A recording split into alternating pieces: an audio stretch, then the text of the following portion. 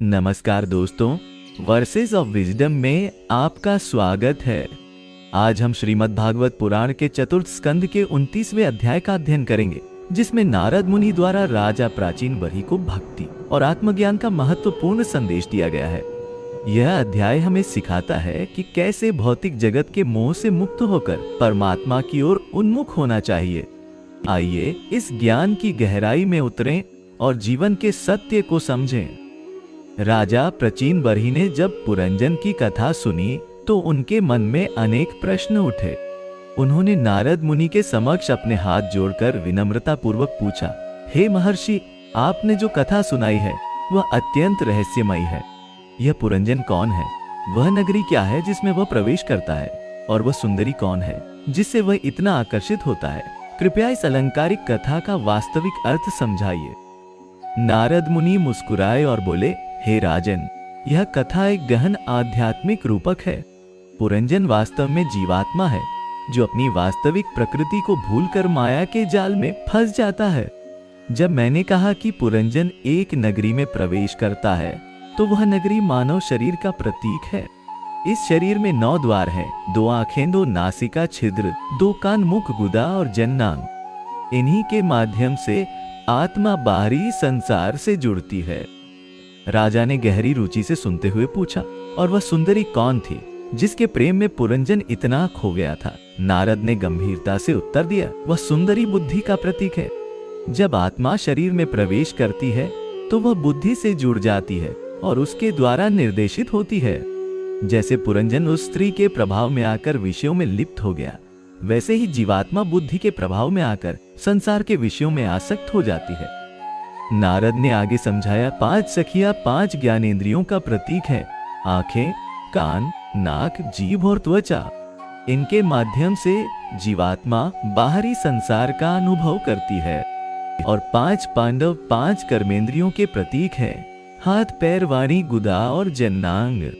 इन इंद्रियों के माध्यम से जीवात्मा कर्म करती है और संसार से जुड़ती है।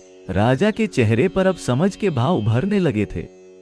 नारद ने अपनी वीणा को धीरे से छूते हुए कहा, नगर का राजा मन का प्रतीक है जो इंद्रियों का नियंत्रक है। जैसे राजा अपने मंत्रियों की सलाह से राज्य चलाता है, वैसे ही मन इंद्रियों के माध्यम से शरीर को नियंत्रित करता है। सर्प काल सर्प है जो समय का प्रतीक है।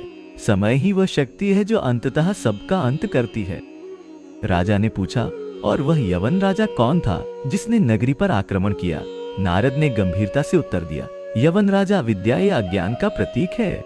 जब अज्ञान मनुष्य पर हावी होता है तो वह अपनी वास्तविक प्रकृति को भूल जाता है। यवन राजा के सैनिक विभिन्न प्रकार के क्लेश और दुख हैं जो अज्ञान से उत्पन्न होते हैं। जब अज्ञान का प्रभाव बढ़ता है तो मनुष्य अपने आध्यात्मिक स्वरूप से दूर होता जाता है।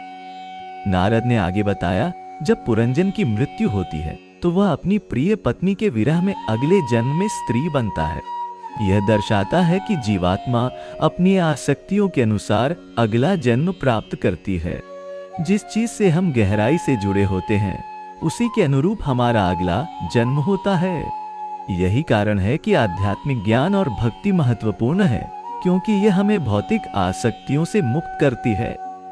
राजा ने अचंभित होकर पूछा, और वह वृद्ध ब्राह्मण कौन था जो अंत में पुरंजन को मिलता है? नारद के चेहरे पर दिव्य प्रकाश झलका। वह वृद्ध ब्राह्मण परमात्मा का प्रतीक है जो हमारे भीतर परमात्मा स्वरूप में विराजमान है। जब जीवात्मा अपनी भौतिक आसक्तियों से उब जाती है और सत्य की खोज में निकलती है, तब उसे अपने भीतर ही परमात्मा का दर्शन होता है। नारद ने अपनी वीणा से मधुर स्वर निकालते हुए कहा, हे राजन, इस कथा का सार यह है कि जीवात्मा अपनी वास्तविक प्रकृति को भूलकर माया में फंस जाती है।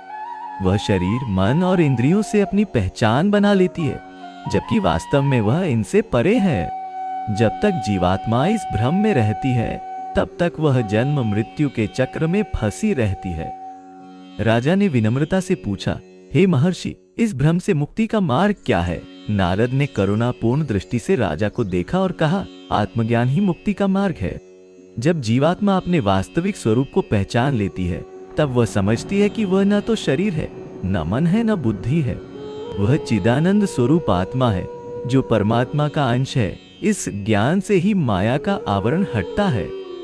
नारद ने आगे समझाया, भक्ति ही वह सेतु है जो जीवात्मा को परमात्मा से जोड़ती है। जब जीवात्मा अपना सारा प्रेम और समर्पण परमात्मा को अर्पित कर देती है, तब वह भौतिक आसक्तियों से मुक्त हो जाती है। जैसे नदी समुद्र में मिलकर अपना अलग अस्तित्व खो देती है, वैसे ही भक्त भगवान में लीन होकर परम आनंद को प्राप्त करता है।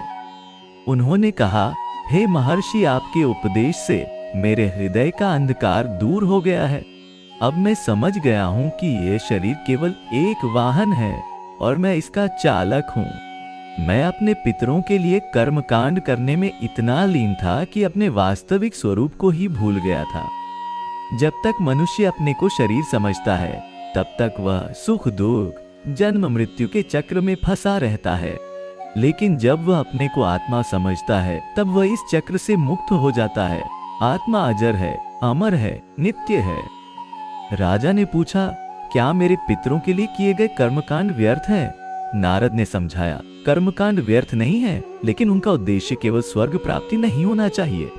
कर्म करते हुए भी मनुष्य को अपने वास्तविक स्वरूप का ज्ञान रखना चाहिए। कर्म बंधन का कारण तभी बनते हैं जब उनमें अहंकार और आसक्ति होती है।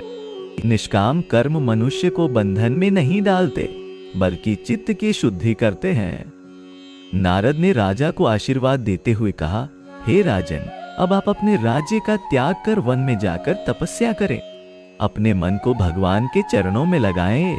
इससे आपको परम शांति और आनंद की प्राप्ति होगी। याद रखें, जीवन का वास्तविक उद्देश्य आत्म साक्षात्कार है, न कि भौतिक सुखों का भोग। राजा प्रचीन बरही ने नारद के चरणों में प्रणाम किया और कहा, हे महर्षि, आपके उपदेश से मेरा जीवन धन्य हो गया है। मैं अब राज्य का भार अपने पुत्रों को सौंप कर वन में जाकर भगवान की भक्ति में लीन होऊंगा। आपका कोटि कोटि धन्यवाद। नारद मुनि आशीर्वाद देकर अंतर्ध्यान हो गए और राजा ने अपने जीवन की नई यात्रा प्रारंभ की। इस प्रकार पुरंजन की अलंकारिक कथा के माध्यम से नारद मुनि ने जीवात्मा, शरीर, मन, बुद्धि और परमात्मा के संबंध को समझाया। यह कथा हमें सिखाती है कि हम अपने वास्तविक स्वरूप को पहचाने और भौतिक आसक्तियों से ऊपर उठकर आध्यात्मिक उन्नति की ओर अग्रसर हों। जब हम अपने को शरीर नहीं बल्कि आत्मा समझते हैं, तभी हमारा जीवन सार्थक होता है और हम परम शांति को प्राप्त करते हैं। मित्रों, आज हमने भागवत पुराण के इस अध्याय से जाना कि कैसे सच्ची भक्ति और आत्मज्ञान हमें मोक्ष की ओर ले जाते हैं। आशा है कि नारद मुनि के ये उपदेश आपके जीवन में प्रकाश लाएंगे। यदि आपको यह ज्ञान यात्रा पसंद आई तो कृपया हमारे चैनल को सब्सक्राइब करें और अपने विचार कमेंट्स में साझा करें।